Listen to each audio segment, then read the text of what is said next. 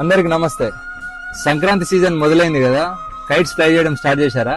పండగంటే సంతోషం, కానీ మన సంతోషం వేరొకరి ప్రాణాలు తీసేలా ఉండకూడదు. ఇదంతా దేనికి? Yes, Chinese manja.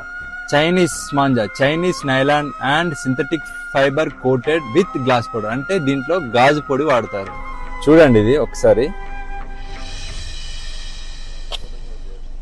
చూసారు కదా, ఇది మనం మెడకు తగిలితే ఏంటిది పరిస్థితి?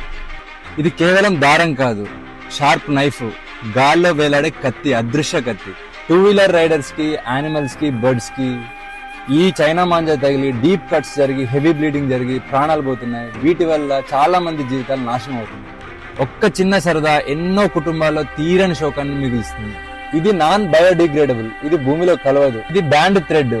ఈ మాంజా ఎవరైనా ఇల్లీగల్ గా అమ్మితే మీ నియరెస్ట్ పోలీస్ స్టేషన్ లో రిపోర్ట్ చేయండి. చైనా మాంజా అమ్మడమే కాదు, కొనడం కూడా నేరమే. చైనా మాంజా ప్లేస్ లో ఈ కాటన్ మాంజా వాడదాం.